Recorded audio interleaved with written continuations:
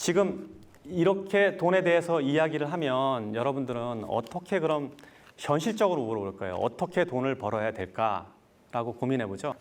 돈에 대해서 질문을 해봐요. 한번. 여러분들이 갖고 있는 고민을 한번 얘기해 봅시다. 내가 이거를 바탕으로 한번 설명을 해볼게요. 구체적으로. 네, 얘기해 봐요. 제가 수학이론 말씀하신 거에 너무 많은 영감을 얻어서 굉장히 그냥 회장님 자료를 많이 보려고 노력했었어요. 근데 저 스스로 제 수학이 너무 작았던 거예요. 근데 그 키우는 과정이 지금 있는데 제가 벌어서 저는 식구들이랑 많이 같이 공부하고 있어요. 가족을 부양하는 거예요 지금? 부양 일부 책임을 지고 있는 거예요. 책임이 어느 정도 일부가 있는데 이걸 많이 느끼기에는 제가 계속 일해오면 발전이 없을 것 같아요. 근데 결정을 하는 마음이 맞는 건지 계속 이렇게 나누는 게 맞는 건지에 대한 고민이 요즘 들어요. 돈이라는 거는 그게 모여지려면 그 모여진 것 자체가 이렇게 모여지려면 일정한 규모가 이루어져야 돼요. 회사도 마찬가지예요.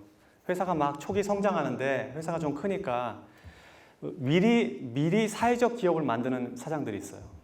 막 직원들한테 월급을 막 굉장히 업계보다 훨씬 더 주고 막 차 사주고 혹은 뭐 배당 주고 이러는 사람들이 있어요. 국가도 그렇게 하는 경우 있습니다. 그렇지만 지금 현재 이런 상황을 유추해서 보면 내가 자본을 모아서 이 자본이 다른 자본을 끌어들이기 전까지는 모으는 게 더 현명한 일이에요. 만약에 가족을 도와준다고 해도 그 이후에 그 자본이 잉여 자본이 재산을 만들어질 때까지 기다렸다가 도와주는 게 나는 더 합리적으로 봐요. 그래서 모든 군주들이 나라를 크게 일으킬 때는 옛날에 이렇게 봅시다. 삼국지 시대에 하나의 장수가 왕이 되는 과정에서 전쟁을 통해서 재산을 모아갈 거예요. 이 재산을 모으는데 계속 나눠줬다 그러면 국가를 형성할 수가 없어요. 회사도 마찬가지거든요. 회사가 막 성장하면 직원들은 이렇게 회사가 커지는데 더 달라, 보너스 달라 이렇게 하는데 그 현명한 사장이라면 그걸 굉장히 적절하게 분배할 거예요. 유보금과 지금 나눠주는 돈을 잘 조정해서 이 회사가 앞으로 어떤 일이 벌어질까를 예측해서 인수합병에 들어갈 수도 있고 아니면은 지속 성장하기 위해서 필요한 어떤 시설, 도구, R&D 이런 시설이 필요하는데 그냥 나오는 대로 다 없애버리면, 즉 모아놓지 않으면 그 힘을 가질 수가 없어요. 근데 집안도 마찬가지예요. 그래서 본인이 만약에 책임감을 느끼는 것 자체는 되게 좋은 일이고 현명한 일인데 책임감을 나중에 지세요. 모아서 나중에 가족들은 가족들을 살 수 있으면 놔둬도 되게 괜찮아요. 굶어 죽는다면 내가 이 얘기 못 하는데 그런 게 아니라면 모아서 나중에 도와주는 게 더 현명해요. 제가 만약에 재산을 버는 과정 중에서 저분대로 했더라면 우리 가족들이 지금 혜택을 못 받았을 거예요. 그래서 저는 모아뒀다가 하는 게 더 맞다고 봐요.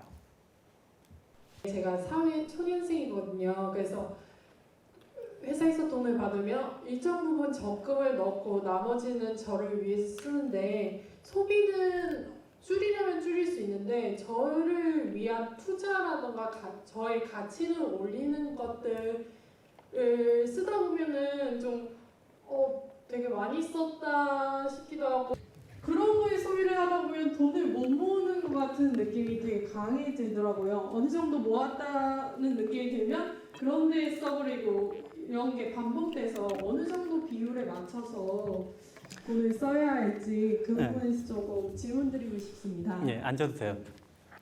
지금 얘가 말은 되게 이쁘게 했는데 나는 경험에 돈을 쓰는 건 괜찮다고 봐요.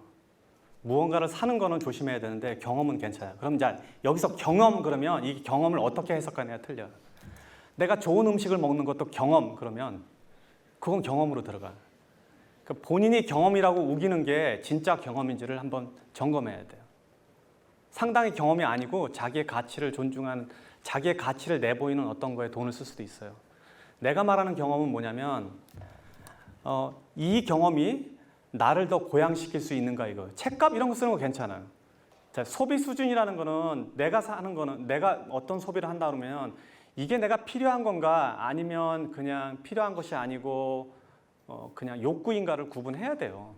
특히 자산이 모아지기 전까지는. 저는 이걸 어떻게 계산하냐면 월급 생활자들은 예를 들면 여러분들의 소득보다 반인 사람이 쓰는 것과 똑같이 한다 그러면 맞을 것 같아요. 보통 사업가들은 내가 25%만 쓰라거든요. 만약에 내가 어느 사업에 한 100억 정도의 단계에 있는 어떤 동료들의 사업가가 쓰는 생활 소비 수준이 있다면 나는 그보다 25%에 맞춰서 사는 게 맞아요. 그렇게 유지해 가는 거거든요. 지금처럼 저렇게 월급 생활자인데, 그러니까 지금 아까 자본이 일정하게 모여서 이 자본이 다른 자본을 만들 때까지 여러분들이 언제 일을 그만둘 수 있는지 알아요? 월급 생활자들은? 여러분의 월급이 만약에 200만 원이라면 한 달에 200만 원 정도 돈이 나오는 어떤 구조까지 갈 때는 돈을 모아야 돼. 그럼 200만 원 정도 나오는 부동산을 사려면 부동산이 얼마일까? 계산해 본 적 있어요? 한 4억짜리, 5억짜리 오피스 콘도 혹은 건물 이런 거 사면 약 200만 원 될 거예요.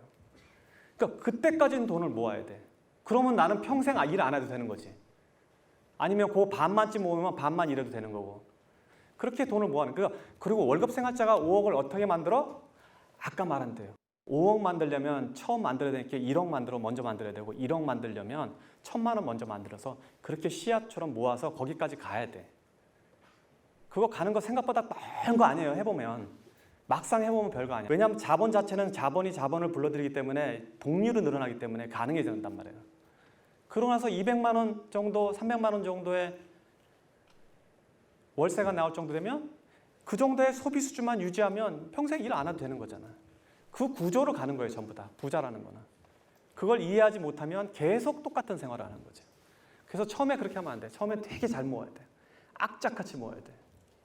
돈을 정말 많이 버는 사람들을 보면은 그런 기업들은 대부분 투자를 또 많이 받았고, 제가 지금 지내고 있는 사무실에도 워낙 투자받은 그런 스타트업 기업들이 많다 보니까 한편으로는 부러운데 그거를 못하고 있는 건 아닌가라는 생각이 들어서, 사실 이건 케바케로 케이스 바이 케이스로 1대1 상담을 받아들일 수 있는 문제이기도 하지만, 이 투자에 대한 장단점의 이런 점들이 어떤 사업에 대한 업종에 따라 갈리는 건지, 아니면 대표의 역량 또는 경험, 아니면 그 사업의 시점에 따라서 투자에 대한 장단점에 대해서 고민을 해야 되는 건지 참 이건 가장 고민이 돼서. 그러니까 투자를 받는 이유는 뭐냐면요.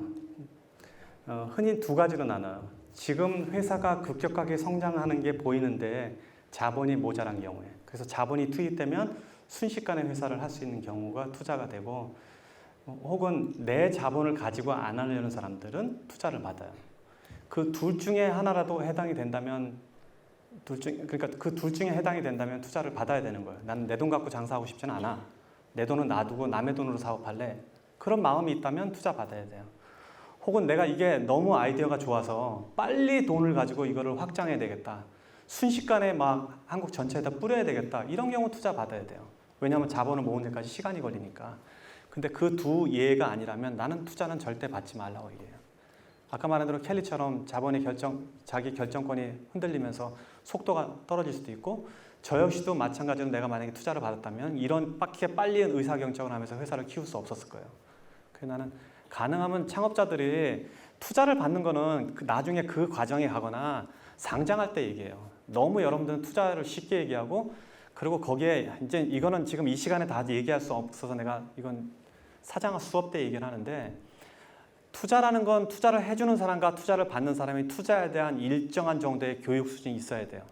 그걸 바라보는 시각이 똑같지가 않으면 투자 자체는 항상 싸움이 되거나 소송이 되거나 회사가 뺏기게 돼요. 그래서 여러분들한테 좋은 일이 별로 없어요. 그래서 투자는 투자를 하는 사람이, 투자를 받는 사람이 투자에 대한 동일한 이해 개념이 생길 때까지 공부가 끝난 사람들끼리 해요. 예를 들면 저한테 투자를 해달라고 오는 사람들이 꽤 있는데, 젊은 친구들도 많고. 그래서 제가 물어봐요. 네 회사가 그러면은 가치가 얼마야? 잘 모르겠는데요. 그냥 5억만 저한테 주시면 제가, 그럼 내 지분이 얼마냐고 도대체. 그러면은 이게 무슨 얘기인 줄 알아요? 이 친구하고는 이런 얘기를 할 수 있는 상황이 아니구나. 투자를 받고 서로 주고받을 상황이 아니라, 그 아이디어가 아무리 좋아도 필요가 없다고요. 그래서 그렇게 쉽게 투자 얘기를 하는 건 아니고, 투자는 더 공부를 하고 기업가 수준에 갈 때 얘기를 해야 돼요. 지금 소형업체에서는 투자하는 거 겨울 다 뺏어가는 꼴이 돼요. 예, 안녕하세요. 서울에 사는 정성원이라고 합니다. 저는 와이프와 함께 조그만 디자인 사업체를 운영을 하고 있는데요. 법인 사업체도 50대 50의 지분을 가지고 있습니다. 와이프하고? 예. 와이프는 감성적인 부분을 담당하고 있고 저는 회계나 뭐 이런 관리적인 이성적인 부분을 담당하고 있는데요.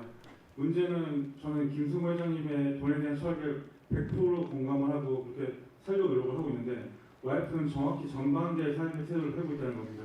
와이프가 여기 같이 와 있어요? 사실 같이 왔으면 좋겠는데 지금 부부가 오는 분들이 너무나 부럽습니다. 사실. 네, 그래서 저는 월급을 200 받으면 아까 25% 남기 수준으로 살라고 하셨는데 저는 5%로 살 자신 있는 사람입니다. 근데 와이프는 200%를 쓸 수 있는 사람입니다.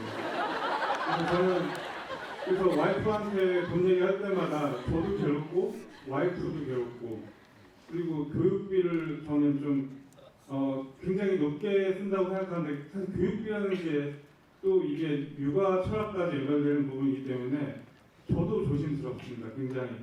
그래서 혹시 와이프와 돈에 대한 철학이 다를 때 혹시 그런 걸 통합시킬 수 있는 혹시 있어요. 있어요. 네. 제일 좋은 방법은 와이프랑 헤어지는 거예요. 근데 헤어지지 못하겠다 그러면 사업을 헤어져야 돼. 근데 사업도 같이 할 수밖에 없다 그러면 어떻게 해야 되냐면 지금 본인이 잘못하고 있는 거예요. 무슨 얘기냐면 나는 5%로 살 수 있는데 와이프는 200% 쓴다. 그 5%를 살 수 있다는 건 사실일 거예요. 200% 산다는 거는 과장이에요. 결국 나는 검소하다고 생각하는데 그 검소함이 남한테 강요되면 인색함이 돼요. 절대 그렇게 하면 안 돼. 나는 그냥 5%를 지켜. 근데 와이프는 다 써도 그냥 놔둬야 돼요. 그렇게 해야지 공존하는 거예요. 그래서 자기의 가치를 그게 와이프더라도 그 가치를 거기다가 억지하면 안 되는 거예요. 나만 5% 해갖고 그냥 집에다 뭐 하든지 아니면 좀 손해보는 느낌이 있더라도 헤어질 거 아니면 그냥 같이 살아야 돼요. 할 수 없어요. 여기서 칭찬받을 일 아니야, 저거 지금. 그리고 남자 사업가, 여자 사업가들은 좀 다른 얘기인데 남자 사업가한테 이거 내가 항상 하는 얘기인데 사업을 해서 돈을 벌잖아요? 그럼 사업가들은 어떻게 행동을 하냐면 그 돈에 이제 이익이 났어. 예를 들면 한 10억 이익이 났다고 칩시다.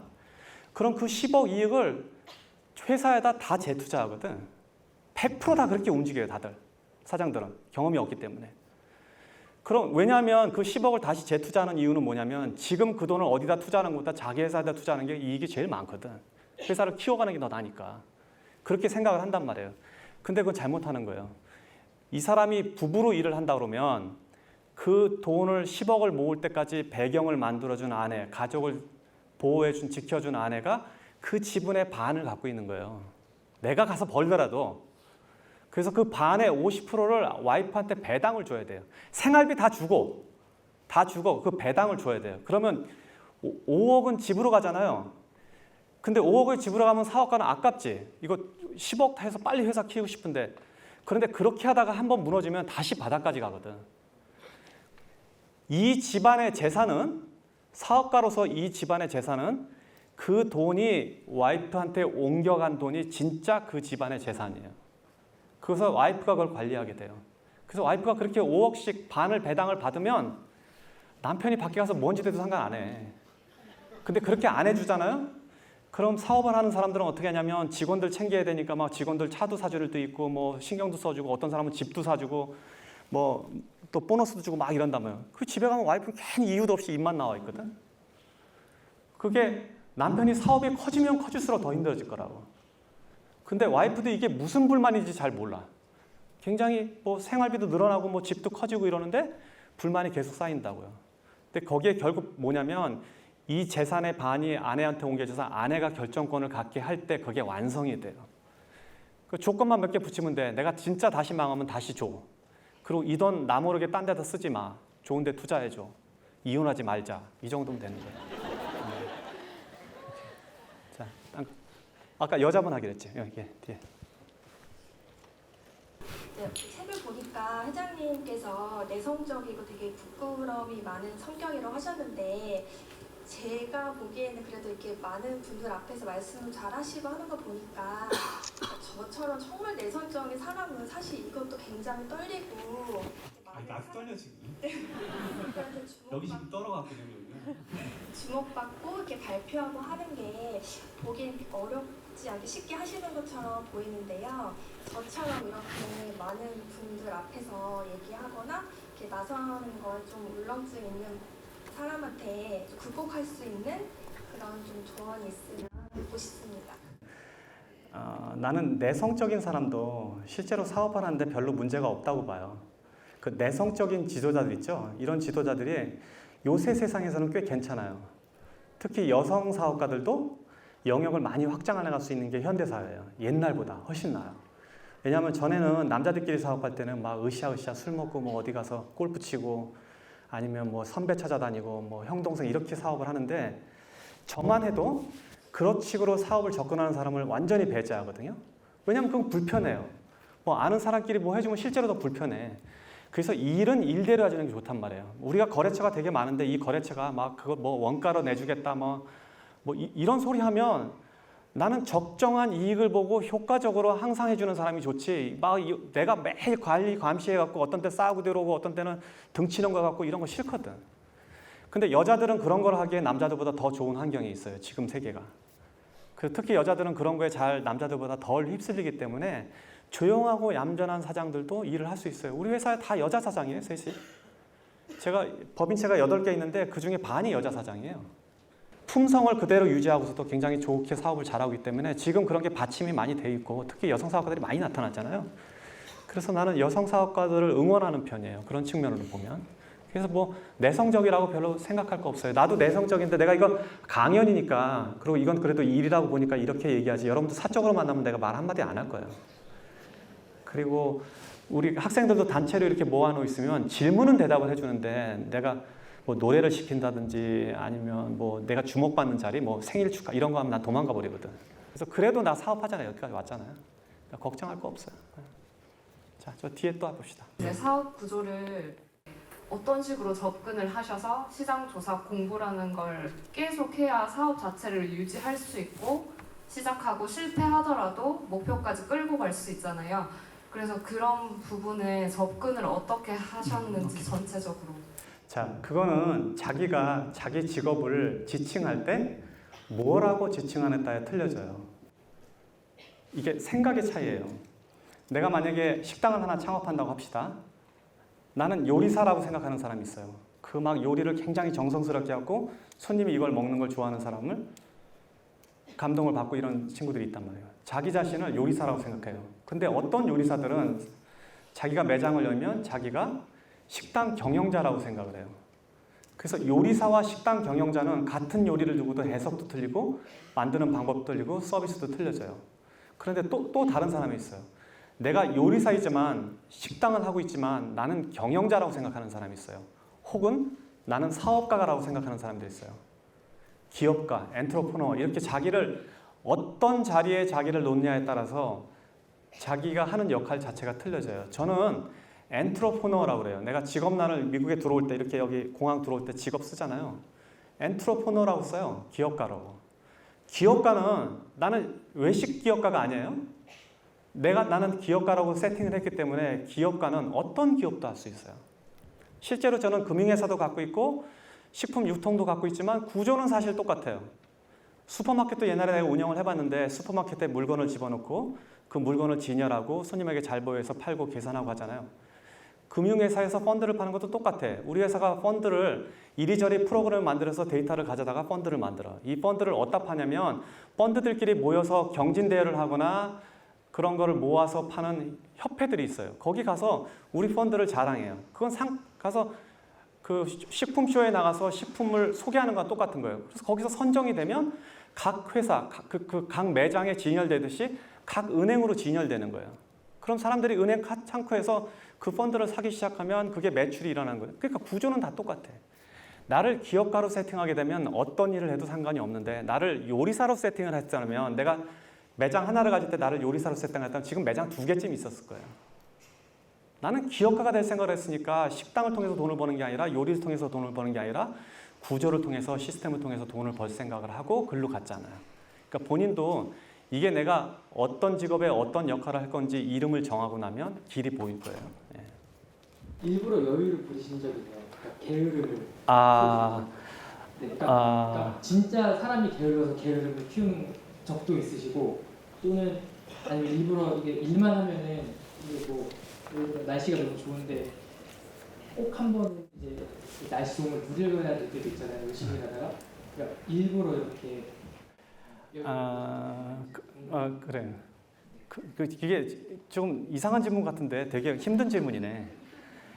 우리 와이프가 나보고 어느 날 TV를 보고 앉았는데 갑자기 등을 딱 치면서 여보 일 그만해 이러더라고. 나 TV 보고 있는데. 근데 이게 무슨 얘기냐면요. 나는 평생 사업가 추구했던 사람 중에 하나예요. 그래서 매번 실패해도 이걸로 돈을 벌 수 있을까? 지금도 이게 버릇화되어 있단 말이에요. 내 기억으로 유일하게 내가 머리를 쉬고 사업을 안 했던 적이 언제냐면 내가 중대 제자 중에 그 프랜차이즈 사업하는 제자들 데리고 몇 명 데리고 필리핀에 어디 해변가에 놀러 가서 이렇게 앉아 있었던 그때는 바다가 너무 좋아갖고 며칠 동안 내가 사업 생각을 안 했다고. 그때 평소에 나는 다녀보면 모든 게 다 사업거리를 보니까 그래서 이게 버릇이 평생 그러니까 정신적으로 사업을 추구하는데 노력을 했고 저게 이제 답은 아닌데 답이 되는 게 뭐냐면 나는 이민자예요. 미국 이민자. 이민자로 갔을 때는 피부색도 그렇지만 영어도 모자라고 전형적으로 지금 한국에 있는 외국인 노동자가 똑같은 신세거든요. 그래서 그런 사치를 사실은 처음에 부릴 새도 없었어요. 물론 이제 시간이 조금 지나면서 뭐 낚시도 가끔 다니고 이렇게 했는데 평소에는 이게 여러분 청년들이 자꾸 실수하는 게 있어요. 이게 마중물 같은 거예요, 모든 게. 내가 젊은 나이에는 젊어서 어떤 경험을 쌓고 이렇게 인생을 전체를 죽이지 않는 것도 되게 좋은 일인데 자본이 모이거나 아니면은 마중물처럼 뭐가 올 때까지는 좀 노력해야 돼요. 좀 유보하고 노는 게 맞아요. 그리고 그렇게 하라는 이유는 뭐냐면 젊은 친구들은 특히 내가 이 세상에서 나 스스로 존재해서 살아남을 수 있는 걸 증명해야 돼요. 이거 굉장히 중요한 일이에요. 오늘은 그 질문이 안 나오는데 좋아하는 걸 할까요? 잘하는 일을 할까요? 맨날 이렇게 물어본단 말이에요. 상관없어. 돈 버는 일을 해야 돼. 내 스스로가 존재해내줘야 돼요. 이 세상에서. 그러고 난 다음에 자기 좋아하는 거 하면 돼. 나는 내 급여도 못 만들고 내가 뭐 부모님한테 돈 용돈 받아서 쓰고 뭐 와이프가 어떻게 해. 이거는 아니야. 이거는. 그러니까 존재하는 거를 증명할 때까지는 최선을 다해야 돼. 그러고 나서 여유 생길 때마다 그렇다고 그걸 다 미루라는 얘기는 아니고 여유 생길 때마다 더 그거를 이렇게 조금씩 도와주는 것도 전체 삶에 굉장히 유용한 가치니까 같이 해도 돼요. 근데 좀 밀어가면서 하라는 얘기예요. 오늘 이 강의를 들은 사람들은 아까 제가 정리한 저 원리를 잘 체득하시면 그 자체가 여러분들한테 실제 자산으로 옮겨질 거예요. 원래 자산이라는 것이 일을 해서 버는 돈이 있고 구조를 통해서 버는 돈이 있고 신용 자체, 상장회사 같은 거는 신용 자체가 돈이에요. 그리고 돈을 만드는 사람도 있어요. 이런 구조 안에 다 들어와 있는데 여러분들이 이 안에서 자기가 하는 역할들을 하나씩 저 틀에 따라서 따라가다 보면 여러분들 자체도 다 부자가 돼 있을 거예요. 그래서 오늘 강의는 여러분들이 실물 경제에서 실제 부자가 될 수 있는 그 팁 같은 거예요. 이런 거는 원래 잘 안 가르쳐요. 그 집안 자체가 돈에 대한 철학이나 이미 몇 대쯤 이어져서 돈을 관리하는 테크닉이 늘어난 데서만 저런 이야기를 가르친단 말이에요. 왜냐하면 저걸 가르치면 부자들은 사실은 재산이 없어지거든. 그래서 여러분들이 오늘 제가 강의한 몇 가지 툴을 잘 기억해놨다가 이거를 여러분들의 실물 자산으로 옮겨놓으시기 바랍니다. 오늘 여러분 늦게까지 그리고 이 자리 멀리서까지 이렇게 와주셔서 너무 감사하고 다음에 또 제가 사실은 오늘 준비한 거를 잊어먹고 못 갖고 왔는데 내가 100만 불짜리 그 돈들을 좀 나눠주려고 했는데 못 갖고 왔어요. 다음에 기회 있으면 하고 여러분들이 100만 불을 벌어서 부자는 지금 숫자로 요새 얘기할 때 보면 자기 유동자산 10억 이상 있는 사람을 보통 백만장자로 얘기를 해요. 그러니까 여러분들 모두 다 백만장자 되시기 바라고 백만장자 된 사람은 오늘 강의를 통해서 백만장자 된 사람은 나중에 저한테 찾아와서 밥 사세요.